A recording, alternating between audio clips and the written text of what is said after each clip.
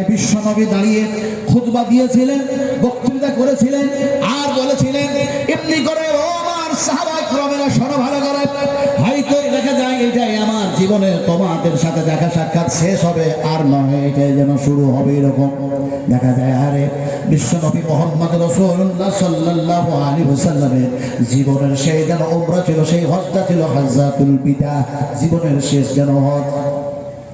সেই পর্বতের উপরে আল্লাহর হাবিব দাঁড়িয়ে সাহাবায়ে কেরাম থেকে বলেন, ও সাহাবীরা, আল্লাহ পাক যে দ্বীনের দায়ী করে আমাকে প্রেরণ করেছেন, যে ইসলামের দায়িত্ব দিয়ে মাহবুস করেছেন জমিনে, সেই আল্লাহ সুবহানাহু ওয়া তাআলার কথাগুলি তোমাদের কাছে পৌঁছে দিতে পেরেছি না পারি নাই, দ্বীনের কথাগুলি পৌঁছে দিতে পেরেছি না পারি নাই। সাহাবীরা যেন বললেন, ইয়া রাসূলুল্লাহ, দ্বীন ইসলাম আপনি সম্পূর্ণভাবে আমাদের কাছে পৌঁছে দিয়েছেন, আমরা সাক্ষী দিয়ে দিলাম। নবী বললেন, তোমরা যখন সাক্ষী থাকলে আমি আল্লাহর সাক্ষী বানায়া নিলাম। বিশ্বনবী যখন হাত যেন উঁচু করলেন, হাত যেন উঁচু করে বললেন, ইয়া রফিকুল আলা, ইয়া রফিকুল আলা। আল্লাহ সুবহানাহু ওয়া তাআলাকে ডেকে যেন নবী বললেন, এই আল্লাহ, তুমি যে কাজের জন্য আমাকে নিয়োগ করেছো, সেই দিন তোমার বান্দা বান্দীদের মধ্যে পৌঁছে দিয়েছি, তুমি সাক্ষী থেকে দাও। আমার সাহাবীরা সাক্ষী দিয়ে দিল। রাসূলুল্লাহ হাত উঁচু করেছিলেন, হাত টানতে নিচু করলেন, সঙ্গে সঙ্গে আয়াত নাযিল হয়ে গেল, আল-ইয়াওমা আকমালতু লাকুম দীনাকুম ওয়া আতমামতু আলাইকুম নি'মাতি ওয়া রাদিতু লাকুমুল ইসলাম দীনা। আল্লাহ পাক বলেন, ও নবী, আমি তোমার প্রতি রাজি, খুশি, সন্তুষ্ট হয়ে গেলাম, নিয়ামত, নাজ আর দিন সবকিছু পরিপূর্ণ করে দিলাম। সুবহানাল্লাহ বলুন, সুবহানাল্লাহ। সুবহানাল্লাহ বললে বিশাল বড় বেদাত হয়ে যাবে নাকি? গোটা হয়ে যাবে? সুবহানাল্লাহ বুঝতে হয়। সুবহানাল্লাহ বুঝার নামে এই নয়, তাসবিহ বললাম সুবহানাল্লাহ সুবহানাল্লাহ সুবহানাল্লাহ, তারপর সিজদায় গেলাম, যে বললাম সুবহান রাব্বিয়াল আলা সুবহান রাব্বিয়াল আযীম। শুধু এইটুকু বুঝলে হবে না, বুঝতে হবে কি, আপনি যখন সিজদায় গেলেন, যাওয়ার সঙ্গে সঙ্গে যেন আপনি বলছেন, আল্লাহ যেন কোরআনের মধ্যে বলেন, ওয়াসজুদু ওয়াখতারিব, সিজদায় পড়ে যা বান্দা আমার সামনে আর আমার নিকটবর্তী হয়ে যায়। বিশ্বনবী মুহাম্মদ সাল্লাল্লাহু আলাইহি ওয়াসাল্লাম এরপরে বলেন, এমনি করে যখন আল্লাহর বান্দা বান্দীরা আল্লাহর সামনে সিজদায় পড়ে যায়, সে সময় বান্দা আর আল্লাহর মধ্যে কোনো পর্দাই থাকে না, ডাইরেক্ট একটা সম্পর্ক হয়ে যায়। সিজদায় করেছেন যে বলছেন কি, সুবহানা রাব্বিয়াল আলা সুবহানাকা রাব্বানা ওয়া বিহামদিকা আল্লাহুম্মা গফিরলি। এখন দেখা যায় আমি সিজদায় পড়ে বলছি, হে আমার রব, আমি বড় জন গুনাহগার, বড় জন পাপাচার, বড় জন খাকসার, আর আপনি হচ্ছেন পাক, আপনি হচ্ছেন পবিত্র। সুবহানাকা আল্লাহুম্মা রাব্বানা ওয়া বিহামদিকা আল্লাহুম্মা গফিরলি। ফলে তুমি আমাকে গুনাহ থেকে পাক করো, পবিত্র করো। আর দেখা যায় আমি তোমার গোলাম, আমি তোমাকে সিজদা করতেছি, এগুলি সব বুঝলাম, কিন্তু এটাও যদি বুঝতাম যে সুবহানাল্লাহ কোরআনের আয়াত, কোরআনের শব্দ, আল্লাহ পাকের কালাম, তাহলে এই কথা বুঝে পড়তে গেলে চোখে দিয়ে পানি আসতো আর নাক দিয়ে পড়তো, আর আল্লাহ পাকের কাছে সেই কথা যখন বলতাম, আল্লাহ পাক জীবনের গুনাহ মাফ করে দিত। কিন্তু বুঝি না, শুধু বুঝি তাসবিহ, শুধু বুঝি জিকির, কিন্তু সুবহানাল্লাহ এটা হচ্ছে যেন আল্লাহ পাকের কালাম, এটা আল্লাহ পাকের কথা। কোরআনের মধ্যে যেমন এক জায়গায় এসেছে, কিভাবে আসলো, এমনি করে এসেছে, সুবহানাল্লাযী আসরা বিআবদিহি লাইলাম মিনাল মাসজিদিল হারাম ইলাল মাসজিদিল আকসা। আজকে মসজিদ আকসা নিয়ে ঝগড়া চলছে, আমি তার বিস্তারিত আলোচনায় যাচ্ছি না। আসলে বলতে চাইলাম, বুঝাতে চাইলাম যে আল্লাহ হচ্ছেন পাক, যিনি হলেন পবিত্র, সেই আল্লাহ পাক রাতারাত বিশ্বনবী মুহাম্মদ রাসূলুল্লাহ সাল্লাল্লাহু আলাইহি সাল্লামকে মিরাজ করায় দিলেন। আমরা একবার পড়ে নিই, বলুন সুবহানাল্লাহ। এতক্ষণ পর্যন্ত যা বললাম, একটা যেন পরিবেশ তৈরি করার জন্য বললাম, পরিবেশটা ছিল অন্যরকম, পরিবেশ তৈরি করার জন্য এতক্ষণ এগুলি বললাম। এবার আপনাদের সামনে বক্তৃতা শুরু করছি। আমি নাজমে আলম কিছু বলতে পারি না, আল্লাহ সুবহানাহু ওয়া তাআলা কোরআন হাদিস থেকে যা বলায়া নেবেন, আমি শুধু বলবো না, আপনারা শ্রোতা হিসেবে শুধু শুনবেন না, বলার পর আর শোনার পর 100% আমল পর বলুন ইনশাআল্লাহ। তাও ইনশাআল্লাহ পড়বেন না। ইনশাআল্লাহ পড়লে মনে হয় ভোটার কার্ড থেকে লিস্ট থেকে মনে হয় নাম বাদ যাবে নাকি আমাদের? জি, ভোটার লিস্টের নাম থেকে বাদ চলে যাবে। তাহলে পরে ইনশাআল্লাহ পড়ছেন না কেন? একটু জোরে বলুন ইনশাআল্লাহ। কি পড়লেন? এটা কি পড়লেন? কুল হাল ইয়াস্তাবিল্লাযীনা ইয়ালামুনা ওয়াল্লাযীনা লা ইয়ালামুন। শিক্ষিত মানুষ আর অশিক্ষিত মানুষ কখনো কি সমান হয়? আল্লাহ বলছেন কখনো কি সমান হয়? কখনোই সমান হয় না। ইনশাআল্লাহ যখনই বললেন কোরআন তেলাওয়াত করলেন, কারণ কোরআনের মধ্যে এক জায়গায় এসেছে ইনশাআল্লাহু মিনাস সাবিরিন ফালাম্মা সালামা ওয়া তাল্লাহু লিল জাবিন ওয়া নাদাইনাহু আইয়া ইব্রাহিম। বলুন ইনশাআল্লাহ। কোরআন তেলাওয়াত হয়ে গেল। এবার আপনাদেরকে বলবো আমল করার জন্য, বলুন ইনশাআল্লাহ। আল্লাহ যাতে আমল করার তৌফিক দেন। এবার বক্তৃতা শুরু করছি, শিক্ষার উপরে আলোচনা করব। আল্লাহ পাক কোরআনুল কারীমের মধ্যে নবীর ব্যাপারে, নবীর শানে আর সমস্ত মানুষের ব্যাপারে আল্লাহ পাক সর্বপ্রথম নবীকে যেন জিবরিলকে দিয়ে বলা করালেন, ইকরা, পড়ো। আচ্ছা, শুধু পড়বেন কোরআন? শুধু কোরআন পড়লে হবে না, আসলে বুঝে বুঝে পড়তে হবে, বুঝতে হবে। তার বুঝার মানে হচ্ছে আল্লাহর যা ভালো কাজের ব্যাপারে আদেশ, নবী সেই রবের নামে তুমি পড়ো। ভালো কাজের আদেশ যতগুলি আছে তার নামে পড়ো, মানে সেই কাজগুলি করো। আর যেগুলি নিষেধ সেগুলি থেকে বঞ্চিত নিজেও থাকো, অন্যদেরকেও থাকতে বলো। এই হচ্ছে ইকরা। আমি তার তাফসিরে যাচ্ছি না, আপনাদের বুঝাতে চাইছি একটা এক্সাম্পল দিয়ে। একজন সুন্দরী রূপসী একটি স্টুডেন্ট, একটি ছাত্রী কলেজে পড়াশোনা করে, ভিআইপি ব্যাগটা নিয়ে সুন্দর করে এখন ক্লাসে যাবে বলে সে দেখা যায় এখন ট্রেন ধরতে যাচ্ছে, ট্রেনে চাপবে বলে স্টেশনে গেছে। এখন ট্রেনে যখন চাপবে এই মুহূর্তেখানে একজন ডাকাত, একজন চোর, সে কি করলো, তার ভিআইপি ব্যাগটা যেন কান থেকে ছিনিয়ে নিয়ে যেন চুরি করে নিয়ে চলে যাচ্ছে। সে বলে ধরো ধরো করতেই থাকলো, কিন্তু চোর ধরা পড়লো না, ভিআইপি ব্যাগ চলে গেল। মেয়েটা অঝরনে কাঁদতে থাকলো, আজকে আমার ছিল যেন এরকম ভাবে কলেজে অ্যাডমিশন নেওয়ার ব্যাপার ছিল, সেই তারিখটা আজকে শেষ না হলো, আজকাল দিন আমি অ্যাডমিশন দিতাম, পেতাম, যেতাম, কিন্তু সবকিছু বেকার হয়ে গেল। মেয়েটি পরে স্টেশনে নেমে বাড়ি গেল। এখন ডাকাত তার ব্যাগ যে চুরি করেছে, সে চুরি করেছে যদি ব্যাগের মধ্যে সোনা থাকে, যদি থাকে টাকা, সেই লোভে পড়ে তার ব্যাগ ছিনতাই করেছে। এখন সেই ডাকাত অন্য একটা ভিন্ন জায়গায় গিয়ে ব্যাগের চেনটাকে টানলো, বলে দেখি তো কত টাকা আছে, কত সোনা আছে, রূপো কত আছে, তার কি আছে। ব্যাগ খুলে দেখে টাকাও নাই, সোনাও নাই, চাঁদের আংটিও নাই, কিছু নাই। আছে কি কতগুলি কাগজপত্র আছে। টাকা যেন সেই কাগজপত্রগুলি দেখলো, দেখার পরে বলল, এই ব্যাগটা আর কাগজগুলিকে যদি আমি ছিঁড়ে টুকরো টুকরো করে ফেলে দিই, কিংবা এই ব্যাগটাকে সম্পূর্ণ কাগজ সহ যদি জঙ্গলের মধ্যে ছুড়ে দিই, তাহলে পারে মারাত্মক হয়তো আমি ভুল করব। কারণ যেটা আমার আশা ছিল সে আশাটা পূর্ণ হয় নাই, টাকা নাই, পয়সা নাই, সোনা নাই, কিচ্ছু নাই। এমন সময় টাকা তার অ্যাড্রেস ধরে, ওই কাগজে সব অ্যাড্রেস লেখা আছে, যেহেতু আছে আধার কার্ড, যেহেতু আছে এমনি করে দেখা যায় তার মার্কশিট, এমনি করে সার্টিফিকেট ইত্যাদি ইত্যাদি সব কিছু আছে। এখন দেখা যায় তার অ্যাড্রেস ধরে তার বাড়ি পর্যন্ত পৌঁছানো। বাড়িতে গিয়ে বলছে, এই বাড়ির মালিক কেউ আছে? এই বাড়ির মালিক কেউ আছে? দেখা যায় এক বয়োজ্যেষ্ঠ মানুষ ঘর থেকে বাইরে হলো। কি বলছো? বলে এই বাড়িতে এইরকম ধরনের কোন মহিলা আছে? বলে হ্যাঁ আছে। বলে ওটা কে? বলে ওটা আমার মেয়ে। বলে কি হয়েছে? বলে ওকে একটু ডেকে দেন।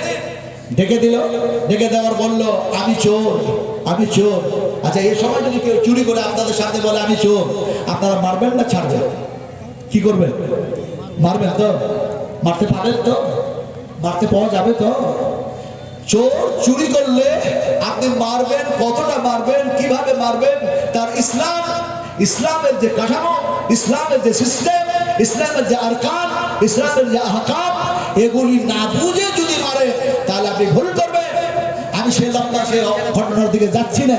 এখন দেখা যায় মেয়েটা আসলো, আসার পরে বললো তুমি সেই চোর, সেই দিন আমি অ্যাডমিশন যাওয়ার জন্য যাচ্ছিলাম কলেজে, আর তুমি আমার সেই আশাটা বেকার করে দিয়েছো। আমি সেই দিন সেই কলেজে গিয়ে আমি অ্যাডমিশন নিতে পারলাম না, ভর্তি হতে পারলাম না। এমন সময় বলল দেখো তোমার এই ব্যাগের মধ্যে যা ছিল তা সব কিছু একইবারে দেখা যায় সুন্দরভাবে নিরাপত্তার সঙ্গে আছে, আমি নষ্ট করি নাই। যে আশায় চুরি করেছিলাম সে আশা পূর্ণ হয় নাই। এখন দেখা যায় ব্যাগটা তাকে দিল, মেয়েটা খুশি হলো। মেয়েটা খুশি হওয়ার পরে পরে ভাবলো ডাকাত মূর্খ নয়, ডাকাত চোর মূর্খ নয়, এ হচ্ছে একজন শিক্ষিত। যদি মূর্খ হতো তাহলে সে মার্কশিট নম্বরের মান দিত না, সে সার্টিফিকেটের মান দিত না, সে আধার কার্ডের মান দিত না, আমার যা কাগজপত্র ছিল তার মান দিত না। এ ডাকাত মূর্খ ডাকাত নয়, এ শিক্ষিত ডাকাত।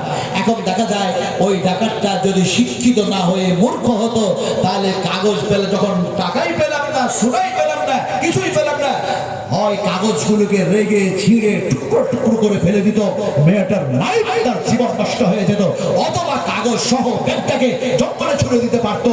কিন্তু ডাকাত ছিল একটা শিক্ষিত, তার জন্য তার কাগজের সব মান দিয়েছে।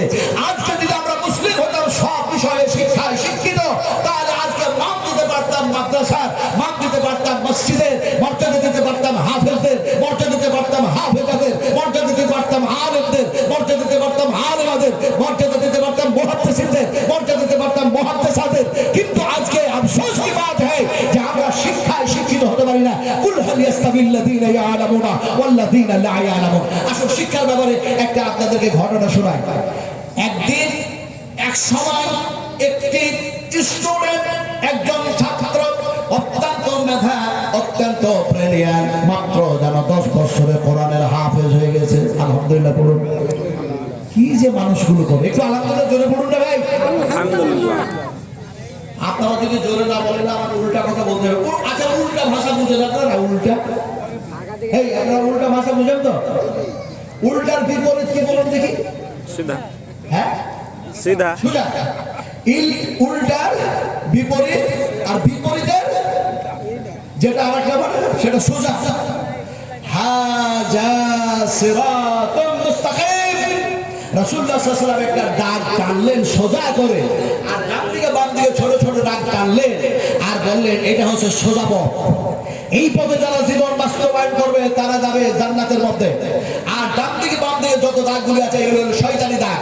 এইদিকে ওদিকে যারা যাবে তারা শয়তানের ইত্তেবা করবে, অনুসরণ করবে, আর তারা দেখা যায় এমনি করে তারা জাহান্নামের মধ্যে চলে যাবে। এখন সিধা, তারা বলেছেন সিধা, আর আমি কি বলেছি? উল্টা। উল্টাটা আমাদেরকে যুক্তি দিয়ে বোঝাই, তারপর কোরআন আয়াত দিয়ে বোঝাবো ইনশাআল্লাহ। এই দেখুন, এটা হলো একটা রাস্তা। এই রাস্তা দিয়ে একটা দেখা যায় 22 চাক্কার অথবা 18 চাক্কার একটা লরি যাচ্ছে। লরিটাকে ধরে উল্টায় দেন, বডিটাকে ওপর দিকে করে দেন, চাকাটাকে ওপর দিকে করে দেন, আর দেখা যায় চাকা ওপর করে দিয়ে ওপর দিকটা নিচু দিকটা ওপরে করে দিলেন, আর ওপর দিকটা নিচু দিকে করে দিলেন, বডিটা নিচু হয়ে গেল।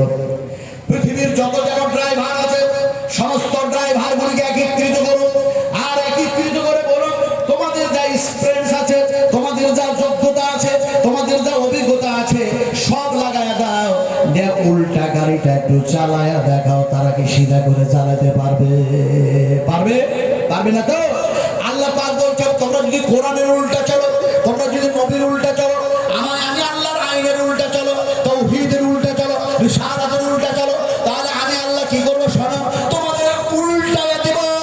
তার মানে তোমার পা দুটিকে উপর দিকে করে দেব, মুখমণ্ডলটাকে নিচু দিকে করে দেব। আফামাইয়ামসি মুকিবান আলা ওয়াজহিহি আহাদা আম্মাইয়ামসি সাবিয়ান আলা সিরাতিম মুস্তাকিম। কোরআনের উল্টা চলো না, তাওহীদের উল্টা চলো না, ইসলামের উল্টা চলো না, নইলে আমি আল্লাহ এমনি করে উল্টা তোমাদের মুখের উপরে ভর দিয়ে জাহান্নামের মধ্যে ঢুকায়া দেব। কথা বুঝতে পেরেছেন? পারেন নাই? উম্মাহাতুল মুমিনিন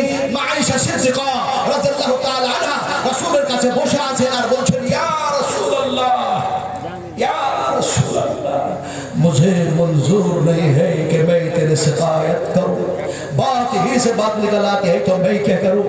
उम्महातुल मोमिनीन मा आयशा सिद्दीकार কবরের কাছে যখন দাঁড়ালাম, জান্নাতুল বাকি আর রাসূল যেখানে শুয়ে আছেন সেটা হচ্ছে রিয়াজুল জান্নাহ। আমি বিস্তারিত আলোচনায় যাব না। তো উম্মহাতুল মুমিনিন মা আয়েশা সিদ্দিকা রাদিয়াল্লাহু তাআলা আনহার কবরের পাশে দাঁড়ায়া চোখের পানি তো আর থামে না। এটা তাদের মা, মুমিনদের মা, রাসূলুল্লাহ বলেছেন মুমিনদের মা। এখন দেখা যায় চোখের পানি থাকে না। হযরত উসমান গনি রাদিয়াল্লাহু তাআলার কবর, তাও দেখলেন। তারপরে দেখা যায় 10,000 সাহাবী সেখানে শুয়ে আছে।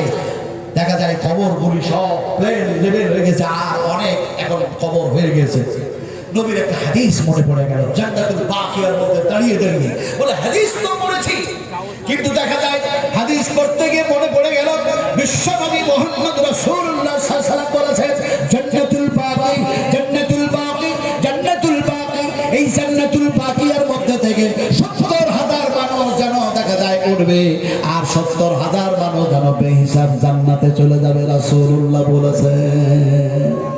আমার ভাইরা, আসলে বলতেছিলাম উম্মহাতুল মুমিনিন মা আয়েশা বলছেন, ইয়া রাসূলুল্লাহ, এই মানুষগুলি সোজা হয়ে চললো দুনিয়াতে, পায়ের উপরে ভর দিয়ে চললো, কিয়ামতের মাঠে আল্লাহ পাক উল্টায় দিবেন। মুখের উপরে ভর দিয়ে কি তারা চলবে নাকি? আল্লাহ কি চালাবে নাকি? নবী যেন বললেন না, হ্যাঁ হ্যাঁ আয়েশা, বিশ্বাস করো আয়েশা রে, আমি মুহাম্মদ রাসূলুল্লাহ সাল্লাল্লাহু আলাইহি সাল্লাম বলছি, আল্লাহ পাক আমার কাছে ওহী করলেন জিবরিল মারফতে যে অবশ্যই তারাকে উল্টো করে যেন দেখা যায় হাঁটায়া চালায়া জাহান্নামের মধ্যে নিক্ষেপ করে দেওয়া হবে। আমরা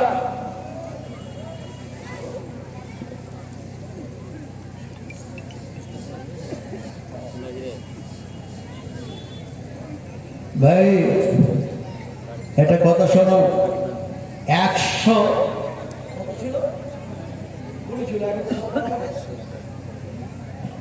আপনারা যে গোশ খাবেন না, ভাত খাবেন না, মাদ্রাসার খাবার নষ্ট করবেন, উপকার করুন, উপকার করুন। আমরা যখন হজে গেলাম এই বছর 3 জুলাই ব্যাক করেছি, আমার নজরও মারা গেছে 54 ডিগ্রি তাপমান, 54 ডিগ্রি তাপমান। 8 জিলহিজ্জা, 9 জিলহিজ্জা, 10 জিলহিজ্জা, 3 দিনে না খাবার আছে না পানি আছে, কথা বুঝুন কিনে। তো সেখানে দেখা গেল যে এক হাজি অন্য হাজির সহযোগিতা করছে। নিজের কাছে দেখা যায় খাবার জন্য একটুকু পানি আছে, কাজু বাদাম আছে, কিশমিশ আছে, অন্য হাজির কাছে কিচ্ছু নাই, নিজে না খেয়ে প্রাণ যাচ্ছে, অথচ ওই হাজিকে খাওয়াচ্ছে, কথা বুঝেন কিনে। তো আপনারা যদি গোশ না খান, ভাত না খান, আপনাদের জন্য রান্না করা হয়েছে, টিকিট করা হয়েছিল 120 টাকা, 20 টাকা মাইনাস, 20 টাকা বাদ, পুরো 100 টাকাতে টিকিটটা কাটুন আর ভাতগুলো খান। সহযোগিতা করা হবে, সহযোগিতা করা হবে, নষ্ট করা হবে না, নষ্ট থেকে বাঁচলো আর সহযোগিতাও করা হলো। যেটা যেহেতু এটা আল্লাহ রাসূলের, এটা হচ্ছে মাদ্রাসা, ইদারা, ইদারা, ইদারা। আমি যে কথাটা বলতেছিলাম এই নবীর মাদ্রাসা সম্বন্ধে আমি কথা বলতে যাচ্ছিলাম। একটা স্টুডেন্ট 10 বছরের বয়সে সে হচ্ছে কোরআনের হাফেজ, জরুরুল আলহামদুলিল্লাহ। এখন এই 10 বছরের ছেলেটা ছটপট ছটপট ছটপট করছে। কোথায়? আরবের মাটির কথা বলছি, ছটপট ছটপট করছে। এখন ছটপট যখন করছে তখন আরেকজন ধনাঢ্য মানুষ, পুঁজিপতি মানুষ, তার ব্যতিব্যস্ত দেখে যুবকটাকে বলছে, এত তুমি বেসাইন কেন, এত তুমি ব্যতিব্যস্ত কেন? সেই বাচ্চা ছেলেরা 10 বছরের বয়সে তলবাটা তালিবুল ইলমটা, সে যেন বলছে আমি ছটপট করছি, ব্যতিব্যস্ত হয়েছি, কতক্ষণে বিশ্বনবী মুহাম্মদ রাসূলুল্লাহ সাল্লাল্লাহু আলাইহি সাল্লামের হাদিসগুলিকে সংগ্রহ করতে পারি, কতক্ষণে বিশ্বনবী মুহাম্মদ রাসূলুল্লাহ সাল্লাল্লাহু আলাইহি সাল্লামের হাদিসগুলিকে আমি শিখতে পারি, এর জন্য আমি সেই জায়গায় কতক্ষণে পৌঁছতে পারি, যার জন্য আমি ব্যতিব্যস্ত হয়ে পড়েছি। পুঁজিপতি মানুষটা বললে, আরে সাথী কেউ ছিল না, তুমি আমার সাথী হয়ে গেলে, তুমি কোথায় হাদিস সংগ্রহ করার জন্য যেতে চাইছো? বলে মদিনায়ে মুনাওয়ারায় যেতে চাই। যে মদিনায়ে মুনাওয়ারায় বিশ্বনবী মুহাম্মদ রাসূলুল্লাহ সাল্লাল্লাহু আলাইহি ওয়াসাল্লাম শুয়ে আছেন রিয়াজুল জান্নাতের মধ্যে, সেখানে যেতে চাই। এমন সময় পুঁজিপতি মানুষটা বলল, আমারও তো আশা, আমি তো মদিনায় যাওয়ার জন্য ইরাদা করেছি। তাহলে তুমি যখন যেতেই চাও তাহলে আমার সঙ্গে চলো, আমরা 2 জন হয়ে গেলাম, তবে খাবার একটু খেয়ে দিয়েছে পুঁজিপতি মানুষটা। আপনারা যেমন দান করেন, খয়রাত করেন, জায়গিরলেন ইত্যাদি, তেমনি দেখা যায় সে যেন খাবার দিল, এমন সময় সে তোলবা যেন খাবার খাচ্ছে। খাবার খাওয়া দেখে পুঁজিপতি মানুষটা বলল, ওই তো তালিবেলে, এই কেন তালিবেলে, বলো তো তুমি কি কুরাইশ বংশের মানুষ? তুমি কি কুরাইশ বংশের মানুষ? বিশ্বনবী মুহাম্মদ রাসূলুল্লাহ সাল্লাল্লাহু আলাইহি ওয়াসাল্লাম তিনি ছিলেন কুরাইশ বংশের। এখন দেখা যায় সেই তোলবাকে সেই পুঁজিপতি মানুষটা বলছে, তুমি কি এমনি করে কুরাইশ বংশের নাকি? বাচ্চাটি বলল, স্টুডেন্ট ছাত্রটি বলল, তোলবাটি বলল, আপনি কেমন করে জানেন আমি কুরাইশ বংশের মানুষ? পুঁজিপতি মানুষটা যেন বলল, এমনি করে যেন আমি দেখেছি কুরাইশ বংশের মানুষগুলি কি খাবার খেতে, আর তুমি যেভাবে খাবার খাচ্ছ তারাও যেন এইভাবে খাবার খায়, ফলে যেন ধরা পড়ে গেছে তুমি সেই বংশেরই মানুষ হবে। সে বলল, হ্যাঁ আমি কুরাইশের বংশের মানুষ। এমন সময় দুজনে একসঙ্গে চলতে সফর শুরু করলো, রাস্তা অতিক্রম করতে শুরু করলো। রাস্তা অতিক্রম করতে করতে করতে করতে করতে দেখা যায় 1 দিন নয়, 2 দিন নয়, 4 দিন নয়, 10 দিন নয়, 1 রাত নয়, 5 রাত নয়, 10 রাত নয়, 12 রাত নয়, এমনি করে 16 দিন 16 রাত দেখা যায় এমনি করে পায়ে হেঁটে সফর করে বিশ্বনবী মুহাম্মদ রাসূলুল্লাহ সাল্লাল্লাহু আলাইহি ওয়াসাল্লামের মদিনায় মুনাওয়ারায় গিয়ে উপস্থিত হয়ে গেল 2 জন। এখন এই পুঁজিপতি মানুষ এর যে কাজ ছিল সেই কাজের জন্য, তার কাজ ছিল সেইগুলি করার জন্য, সে যেন সেই জায়গায় পৌঁছালো। আর এই তোলবাটা দেখা যায় মসজিদে নববির মধ্যে গিয়ে দেখে বিশাল বড় একটা কাফেলা, বিশাল বড় একটি জামাত। সে জামাতটা অন্য কাউরি না, সেটা হলো তোলবা তালিবুল ইলম, তালিবুল ইলম, তালিবুল ইলম। ইলম সঞ্চয় করার জন্য যারা গেছে ওই জায়গায় যেন মসজিদে নববির মধ্যে বসে আছে, তিনিও সেই জায়গায় গিয়ে বসলেন। এমন সময় যিনি দাস দিচ্ছেন, যিনি ক্লাস করছেন, তিনি দেখা যায় বিশ্বনবী মুহাম্মদ রাসূলুল্লাহ সাল্লাল্লাহু আলাইহি ওয়াসাল্লাম যে মিহরাবে নামাজ পড়িয়েছে, যে জায়গায় দাঁড়িয়ে নামাজ পড়েছেন, ইমামতি করেছেন, সেই জায়গায় তিনি বসে বসে দাস দিচ্ছেন, ক্লাস করছেন। এখন ক্লাস করতে করতে ওস্তাদ যেন বলছেন, হাদিসগুলি একটা একটা করে বয়ান করছেন, একটা একটা করে বয়ান করছেন। আর তোলবাদেরকে বললেন, তোমরা তাড়াতাড়ি করে এইগুলি মুখস্থ করো অথবা লিখে নাও। এখন দেখা যায় তোলবারা লিখতে শুরু করেছে। সেই জামানায় সেই পিরিয়ডে যা কিছু ছিল, লেখার মতো জিনিস যা ছিল তাই দিয়ে তারা যেন লিখতেছে। এমন সময় দেখা যায় আরে যে 10 বছরের কোরআনের হাফেজ, এ দেখা যায় লিখবে কি, এর কাছে কলম নাই, এর কাছে লেখার মতো কোনো জিনিস নাই, কিন্তু তারা লিখছে বলে শাহাদাতের আমলটা নিয়ে যারা এমনি করে যেন হাতের উপরে সেই খামাখা তাদের মতো যেন কলম চালার মতো একটা যেন ঢং করতেছে। এমন সময় যেন আসরের ওয়াক্ত হয়ে গেল, মুক্তাসার আলোচনা, সংক্ষিপ্ত আলোচনা। এমন সময় যেন আসরের ওয়াক্ত হয়ে গেল, মুয়াজ্জিন যেন আযান দিয়ে দিলেন, হাইয়া আলাস সালাহ, হাইয়া আলাল ফালাহ। এমন সময় আযান যেন কমপ্লিট। এমন সময় যেন ওস্তাদ বললেন, যাদের ওযু তাজা করে করার ইচ্ছে, নতুন করে করার ইচ্ছে, উজু করো। অথবা দেখা যায় এমনি করে উজু নষ্ট হয়ে গেছে, তারাও উজু করে নাও। উজু করার জন্য যেন উজু করার জায়গায় গেল, উজু করা যেন শেষ, এবার যেন জামাত শুরু হয়ে গেল। এমন সময় দেখা যায় কাতার যেন সিধা হয়ে গেল। এবার দেখা যায় কাতার সিধা হয়ে গিয়ে যিনি হাদিসের দাঁত দিচ্ছিলেন তিনি নামাজ যেন শুরু করলেন। নামাজ শেষ হয়ে গেল, খুব তাড়াহুড়ো করে কথা বলছি, ভালো করে বুঝুন। এমন সময় নামাজ শেষ হয়ে গেল, সালাম ফিরিয়ে দেওয়া হলো।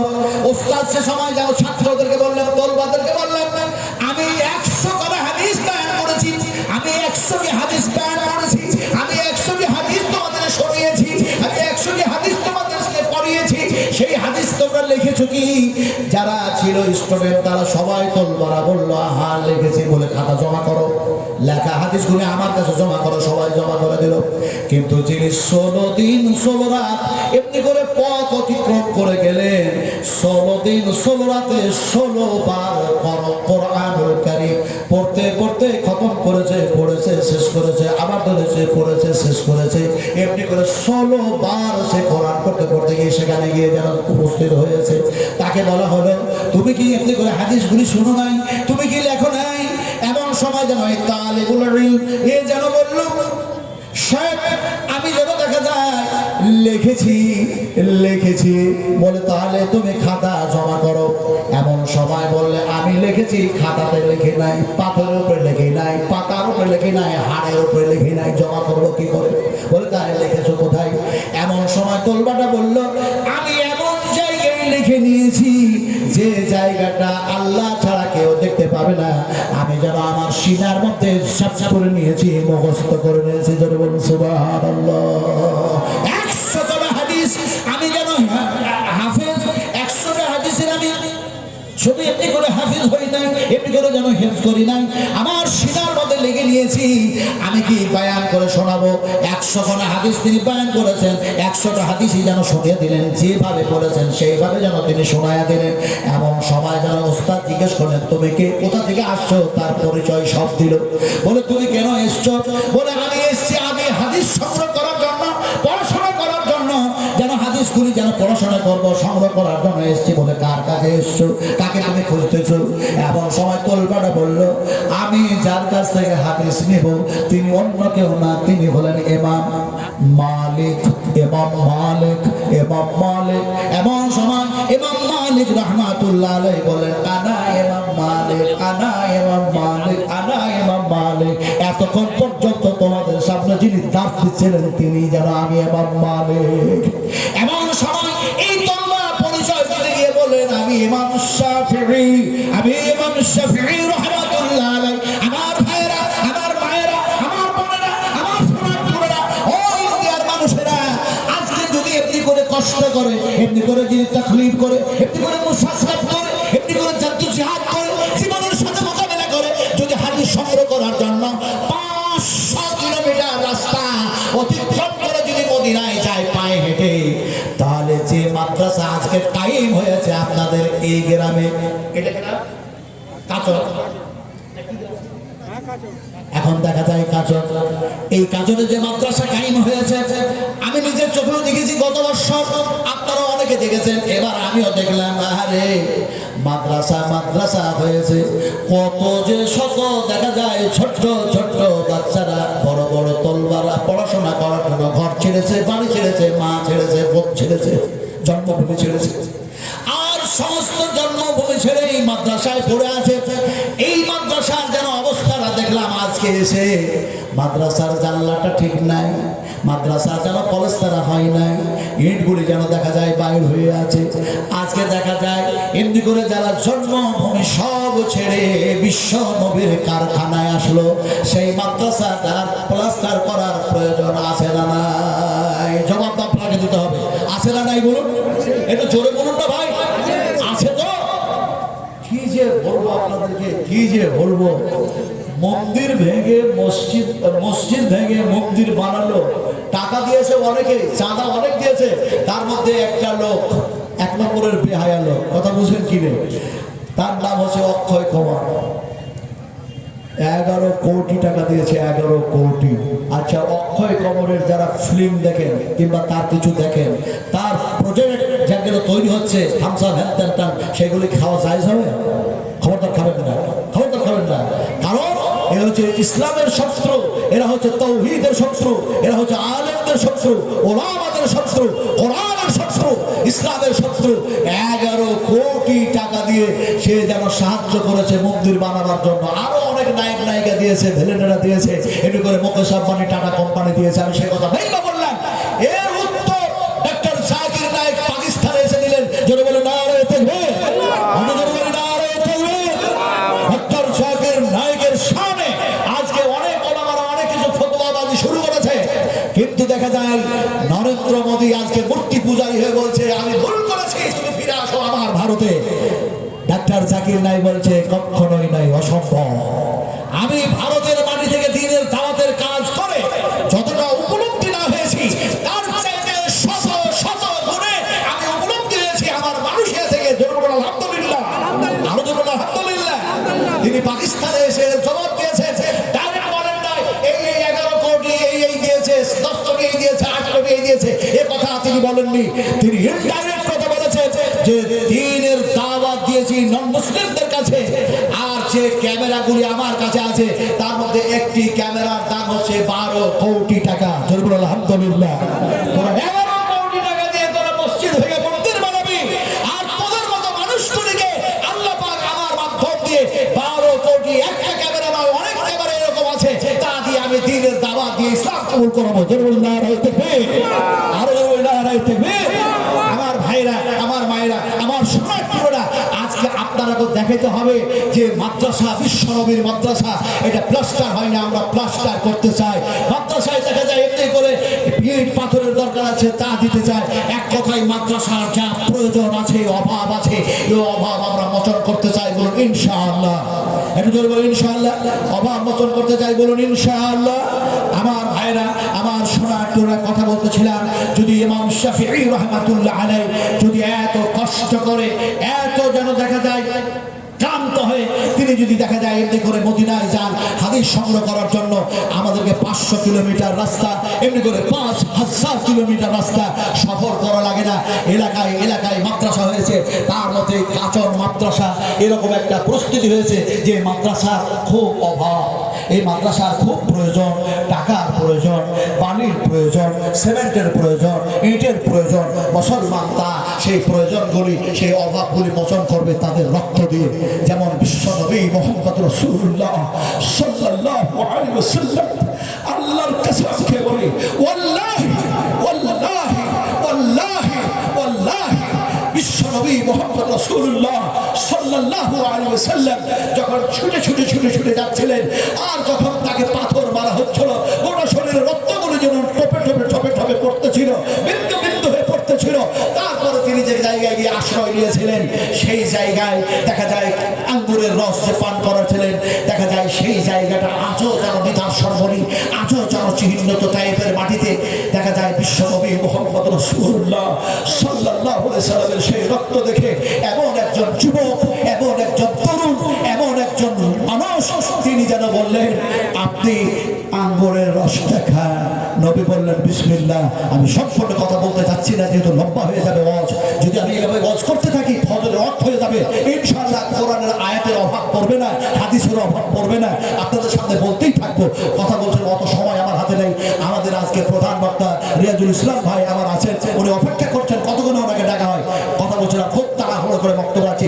সেই যুবক, সেই তরুণ যেন রস, যেন খেজুরের সেই আঙ্গুরের রস পান করানোর পর দেখা যায় বিশ্বনবী মুহাম্মদ রাসূলুল্লাহ সাল্লাল্লাহু আলাইহি ওয়াসাল্লামের হাতে সেই রক্ত, পায়ে রক্ত, গোটা শরীরটা রক্তে রঞ্জিত লাল, গোটা শরীরটা রক্তে রঞ্জিত লাল। আল্লাহর হাবিব বিশ্বনবী মুহাম্মদ সাল্লাল্লাহু আলাইহি ওয়াসাল্লামের হাতখানি ধরে বলছেন, ইয়া রাসূলুল্লাহ, ইয়া রাসূলুল্লাহ, হে আল্লাহর রাসূল, আপনি আমাকে ইসলাম কবুল করিয়ে দিন। আপনার হাতে হাত দিয়ে পায়ে দিতে যায় আল্লাহর রাসূলের শরীরে রক্ত।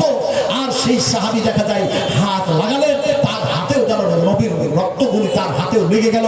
তার নাম ছিল, সেই সাহাবীর নাম ছিল, সেই মানুষটার নাম ছিল, সেই যুবকটার নাম ছিল হযরত আব্বাস, হযরত আব্বাস, হযরত আব্বাস, হযরত আব্বাস রাদিয়াল্লাহু তাআলা আনহু। যে জায়গায় তিনি বায়াত নিচ্ছিলেন, যে জায়গায় নবীর রক্তগুলি তার হাতে লাগলো, সেই জায়গাটা এখন দেখা যায় ঢাকা ময়দান হয়ে নাই, ঢাকা ময়দান হয়ে নাই। যে জায়গায় বায়াত নিয়েছিলেন সেখানে একটা মসজিদ কায়েম হয়েছে, মসজিদ কায়েম হয়েছে। মসজিদের নাম সাইনবোর্ডে লেখা আছে মসজিদে আব্বাস রাদিয়াল্লাহু তাআলা আনহু। মসজিদের মধ্যে ঢুকবেন, চোখ দিয়ে পানি ঝরঝর করে পড়ছে, আরে রাসূলের রক্ত তো এখানে পড়েছে। এই যুবক যেন সাহায্য করেছে। ও আমার তরুণেরা, ও আমার যুবকেরা, ইন্ডিয়ান তরুণ, ইন্ডিয়ান যুবক, আপনাদের বলতে চাই, আপনারা বলতে চাই, নিয়ত করলেন, নবীজি আপনাকে দেখতে পাই না, আল্লাহ আপনাকে দেখতে পাই না, আপনার জান্নাত দেখতে পাই না, আপনার জাহান্নাম দেখতে পাই না, কিন্তু বিশ্বনবী মুহাম্মদ রাসূলুল্লাহ সাল্লাল্লাহু আলাইহি ওয়াসাল্লামের শিক্ষার কারখানা দেখতেছি, ইদারা মাদ্রাসা দেখতেছি। এই আল্লাহ, এই মাদ্রাসায় আমি 10,000 টাকা দিচ্ছি, এই মাদ্রাসায় আমি 20,000 টাকা দিচ্ছি। এই আল্লাহ, অন্য কিছু উদ্দেশ্য নয়, যে নবী রক্ত দিয়েছেন দ্বীনের জন্য, যে নবী রক্ত দিয়েছেন উম্মতের জন্য, যে নবী রক্ত দিলেন এমনি করে দেখা যায় আমাদের জন্য, সেই নবী মুহাম্মদ সাল্লাল্লাহু আলাইহি ওয়াসাল্লামের হাতের পানি পান করে বেহেশতে যেতে চাই। সেই আশায় আমি 20,000 টাকা দিচ্ছি, আমি 10,000 টাকা দিচ্ছি। একজন মর্দে মুজাহিদ কেউ যদি বলতেন আমি 10,000 টাকা দিচ্ছি, তার জন্য প্রাণ ভরে দোয়া করতাম ইনশাআল্লাহ। পারবেন? জি পারবেন। কোন একজন আল্লাহর বান্দা, আল্লাহর কোন একজন খাস বান্দা যদি বলেন, এর উপরে নিয়ত করে নিয়ে যদি বলেন, রাসূল, হে নবী, আপনার উপরে কোরআন নাযিল হয়েছে, আর কোরআনের হেফাজতের দায়িত্ব আল্লাহ গ্রহণ করেছে, আর এই মাদ্রাসাতে কোরআনের শিক্ষা দেওয়া হয়, হাদিস শরীফের শিক্ষা দেওয়া হয়, ইন্না নাহনু নাযালনা যিকরা ওয়া ইন্না লাহু লাহাফিজুন। আল্লাহ পাক বলেন কোরআন নাযিল করেছি আমি, কোরআনের হেফাজত করব আমি। আল্লাহ পাকের ওয়াদা আছে। ফলে এই মাদ্রাসায় বলো 20,000 টাকা দেওয়ার মতো একজন মানুষ অথবা 10,000 টাকা দেওয়ার মতো একজন মানুষ ইনশাআল্লাহ বলুন ভাই, কে পারবেন বলতে? কে বলবেন বলো? আমি তার জন্য খাস দোয়াটা কি করব?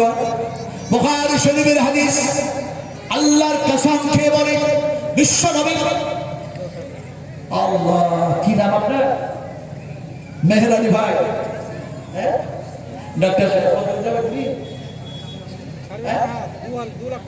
ডক্টর মানুষ, ডক্টর জাকির নায়েক। বিশ্বাস করো, বিশ্বাস করো, এই মানুষগুলি কত জ্ঞানী। জ্ঞানী মানুষ তারা। আল্লাহ পাক বলেন তখন তারা কোরআন হাদিস থেকে শোনার পরে, জ্ঞান গর্ব অর্জন করার পরে তারা ভালো কাজের জন্য এগিয়ে যায়। আমার ডাক্তার ভাই যদি 20,000 টাকা দেয়, আমি চেয়েছি যখন, আমি তো চাইলে আমার চাওয়ার ক্ষমতা নাই, আল্লাহ মুখটাকে লড়াইয়া দিয়েছে। অসুবিধা হবে নাকি ভাই? এই আপনারা সাক্ষী দেন, অসুবিধা হবে? অসুবিধা হবে না? হবে না? হলে ইতিহাস হতো না। আচ্ছা 10,000 নয়, ওটাকে আপনি আর 1,000 দিয়ে দেন, তাহলে 11 রেখা আমরা বেতন আর তারাবি সহ নামাজ পড়ি না, পড়ি না, আর 1,000 দিয়ে দেন। আলহামদুলিল্লাহ, ঠিক আছে।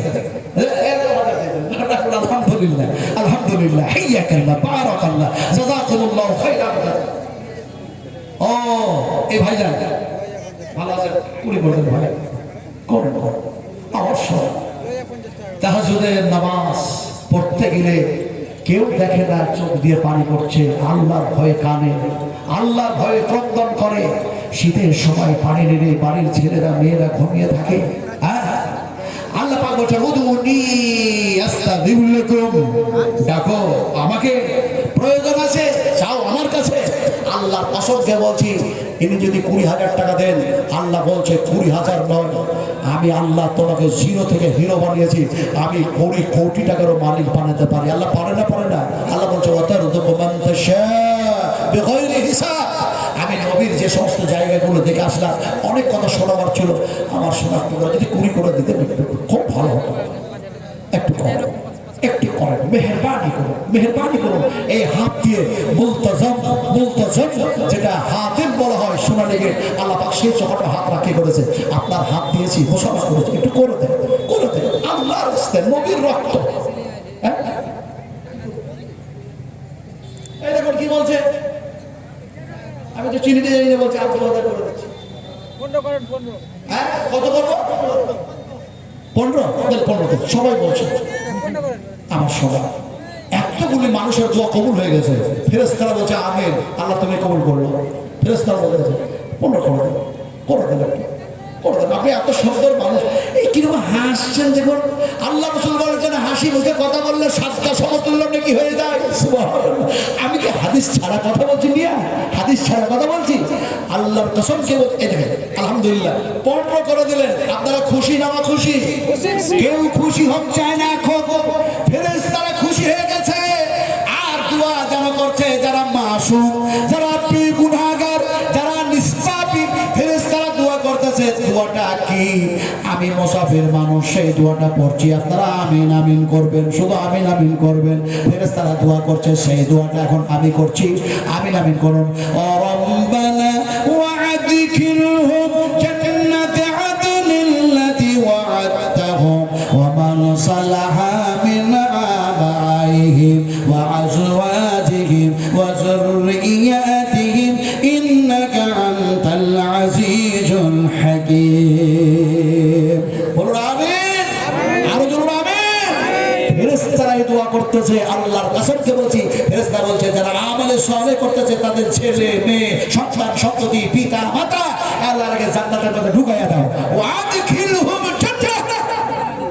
একটা দোয়া বিশ্বনবী মুহাম্মদ সাল্লাল্লাহু আলাইহি ওয়াসাল্লাম শিখিয়েছেন সাহাবায়ে কেরামদেরকে, সেই দোয়াটি আমিও শিখেছি, সেই দোয়াটা আমি বলছি, আপনারা একটু আমিন আমিন করতে থাকুন। আল্লাহুম্মা ইন্নী আউযু বিকা মিন ফিতনাতিন নার ওয়া আউযু বিকা মিন আযাবিন নার ওয়া আউযু বিকা মিন ফিতনাতিল কবর ওয়া আউযু বিকা মিন আযাবিল কবর ওয়া আউযু বিকা মিন ফিতনাতিল গিনা ওয়া আউযু বিকা মিন ফিতনাতিল ফাকর ওয়া আউযু বিকা মিন ফিতনাতিল মাসিহিদ দাজ্জাল। আমি যদি দোয়াগুলির অর্থ বলতে যাই একটা একটা করে ঘটনা চলে আসবে, বায়ানটা লম্বা হয়ে যাবে। বায়ান বায়ান বায়ান, এই বায়ানটা আমার মুখের ভাষা নয়, এটা আল্লাহ পাকের ভাষা। যেমন কোরআন এক জায়গায় বলা হয়েছে হাজা বায়ানুল লিন্নাস, আল্লাহ পাক বলছেন এই কিতাবের মধ্যে বায়ান করেছে, আলোচনা করেছে লিন্নাস, বিশ্ব মানবের কল্যাণের জন্য, মোদির জন্য করা হয়েছে, অমিত শাহের জন্য করা হয়েছে। স্বামী মারা গেছে বাইরে গিয়ে, স্ত্রী দিয়েছে এই দেখুন কি দিয়েছে, দেখো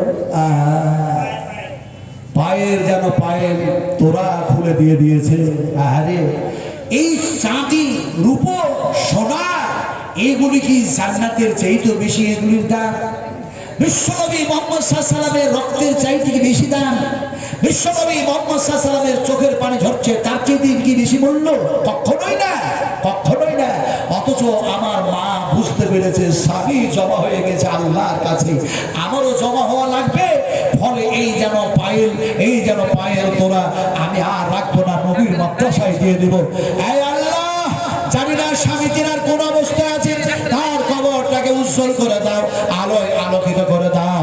আল্লাহ করে জান্নাতে লেবাস পরিয়ে দাও, জান্নাতে বিছানা বিছিয়ে দাও, জান্নাতে হাওয়া বইয়ে দাও। আল্লাহুম্মা গফির খাতায়ে কাবীরানা, আল্লাহুম্মা গফির খাতায়ে সাগীরানা, আল্লাহুম্মা গফির খাতায়ে জাহিরানা, আল্লাহুম্মা গফির খাতায়ে বাতিনা, আল্লাহুম্মা ফাকিনা ফিদ্দীন, আল্লাহুম্মা ইহদিনাস সিরাতাল মুস্তাকিম। ডেলিগেট 100 টাকা চলছে, ডেলিগেট 100 টাকা, ডেলিগেট 100 100 100 100। এই ব্যাপারে আমার এবার একটা ঘটনা মনে পড়ে গেল, কোনটা যে বলবো। ভাই 100 টাকা করা হলো ডেলিগেট, দয়া করে খেয়ে আসো, দয়া করে অনুগ্রহ করে কৃপা করে সাহায্য করুন নবীর মাদ্রাসাকে সাহায্য।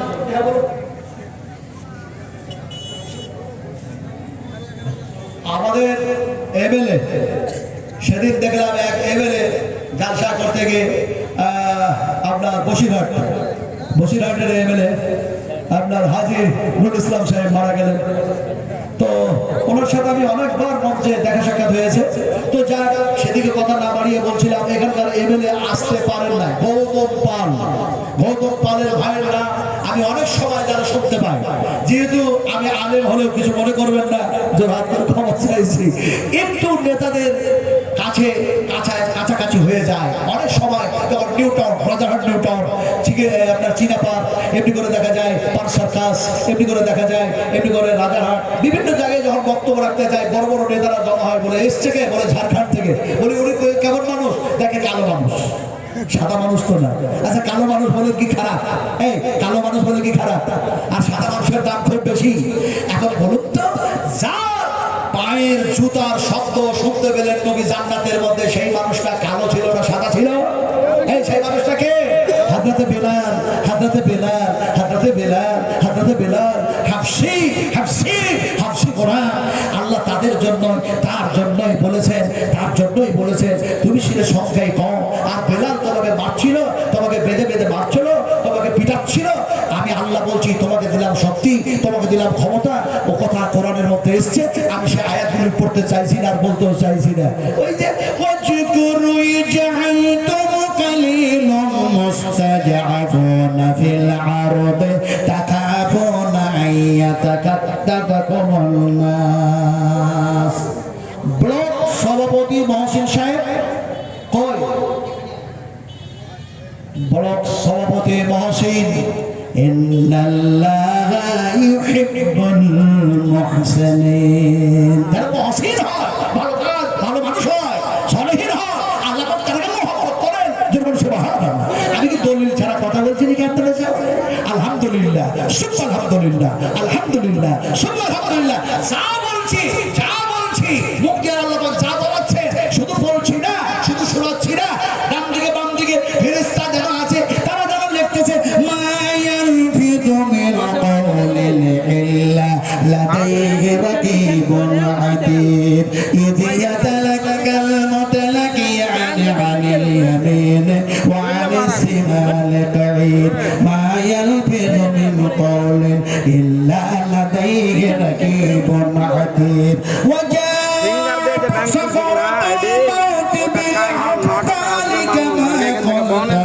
মুহাম্মদ রাসূলুল্লাহ সাল্লাল্লাহু আলাইহি ওয়াসাল্লাম চাদর দিয়ে ঢাকা, হাতে আবু বকর সিদ্দিক কোথা থেকে আসলেন? আর বললেন নবী তো আমারে জিজ্ঞেস করেন আজকে কেন কিছু বলেন না? আয়েশা, নবীর কি হয়েছে? কালাম নাই, সালাম নাই, কিচ্ছু নাই, কাপড় দিয়ে ঢাকা কেন? আল্লাহর নবীর সাহাবী হযরত আবু বকর সিদ্দিক যখন এই প্রশ্ন করেছে, মা আয়েশার চোখ দিয়ে পানি ঝরতেছে আর যেন বলতেছে ওয়াজাআতুম সামাওয়াতুল মাউতি বিল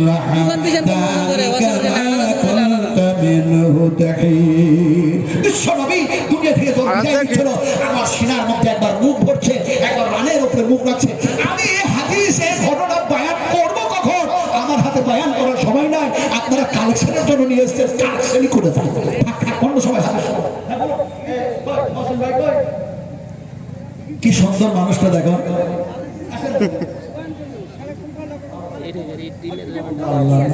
আমাদের টিএমসি তো নাকি টিএমসি তো টিএমসি যে কত বড় বড় বড় তাবত্তাবর নেতা, কথা বোঝেন কিনা? মুন্সিডাঙ্গায় গেলাম তো সিদ্দিকুল্লাহ চৌধুরী সাহেব বললেন, নাজমুল আলম সাহেব কেমন আছে?